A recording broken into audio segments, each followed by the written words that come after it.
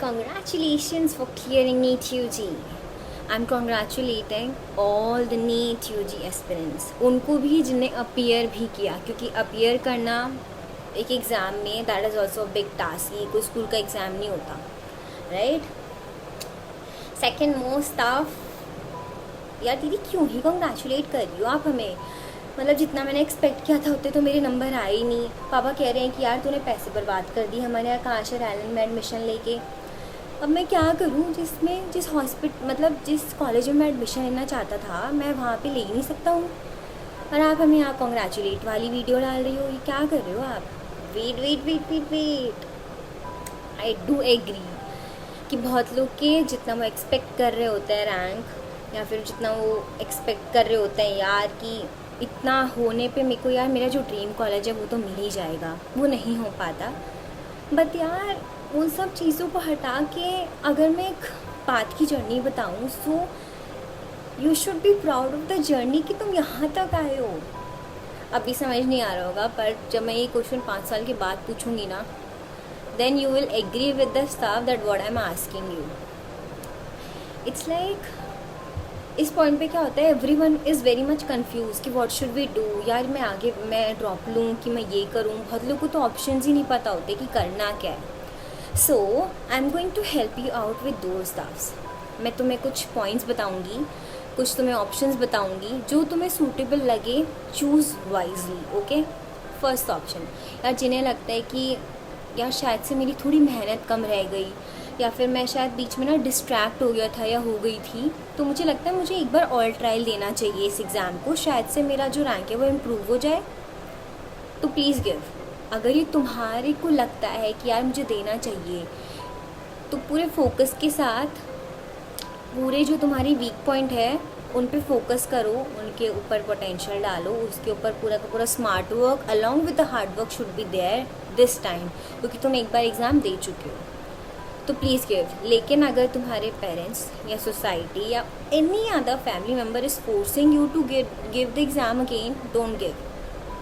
अगर तुम्हें लगता है तब दो, नहीं लगता तो मत दो. So don't waste your time and parents money, because both are very precious.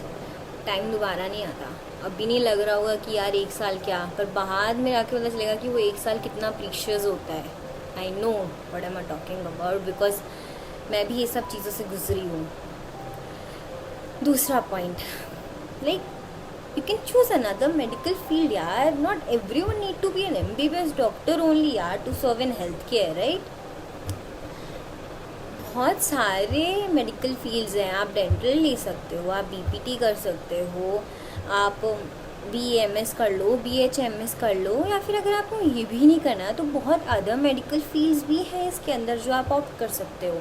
और you know what, this is 21st century. इस सेंचुरी में ना हर एक प्रोफेशन इक्विवेलेंट है.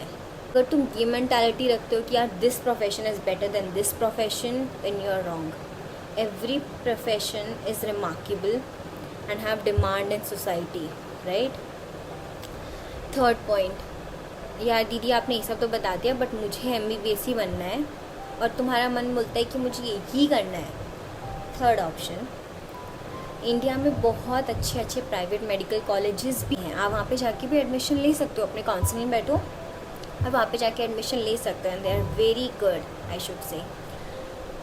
Fourth option, and that should be the last option, क्योंकि ये मेरा personal opinion रहेगा और मैं पर्सनली यही सजेस्ट भी करूँगी.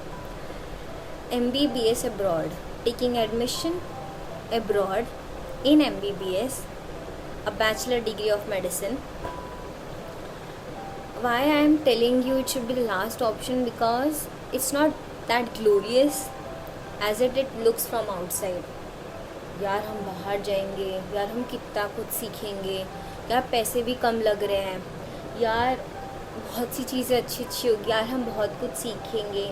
I do agree many of the lines, many of the story framework of your mind is true also, but many of the stuffs are wrong also.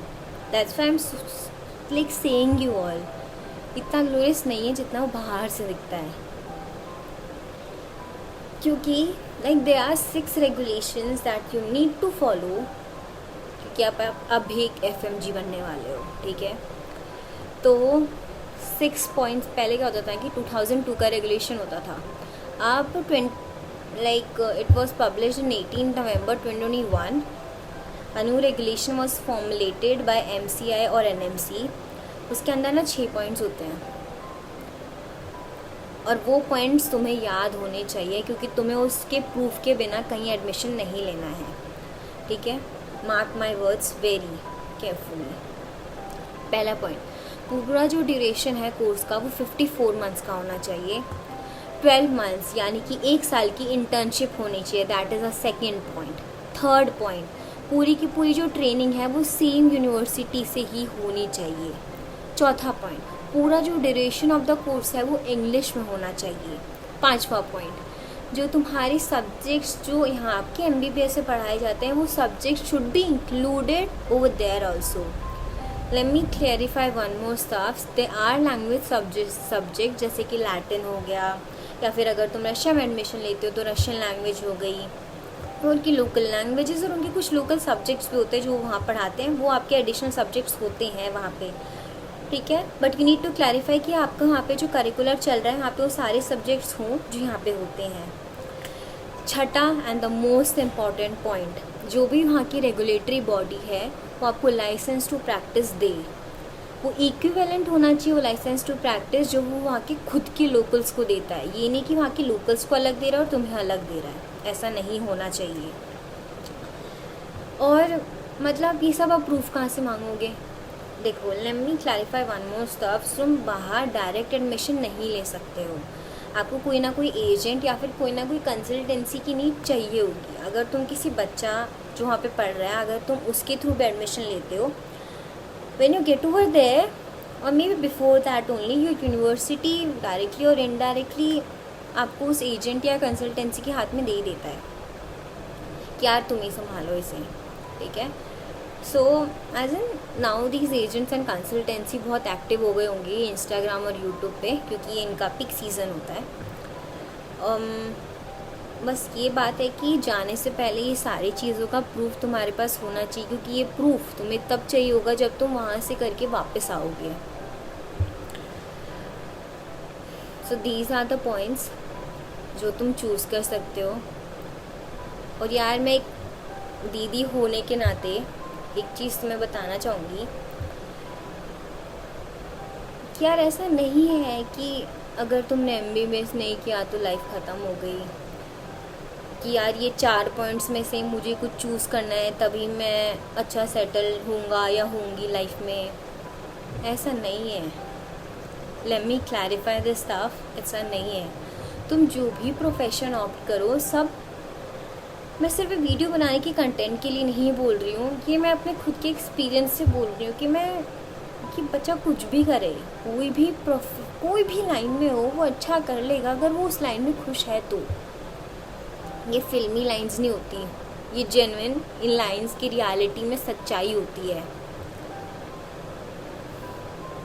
And if you came here, if I given the exam any by forceful time था या फिर forcefully opt किया, now also it's a time, अगर तुम नहीं करना चाहते हो तो please talk to your parents, और तुम छोड़ सकते हो, कोई दिक्कत की बात नहीं है इसमें। But do what you like, do what you want to do, okay. I think that's all about this video. So and it's your life, it's your path, it's your decision. I think तुम लोग इतने बड़े हो कि तुम अपने decision खुद ले सकते हो, बाकी तो तुम्हारे पास पेरेंट्स हैं ही जो तुम्हें पूरा गाइड कर सकते हैं, right. So that's all about this video and all the best for your journey, all the best for your life. So thank you so much for watching this video. I hope this was somewhat useful content for you guys. So thank you.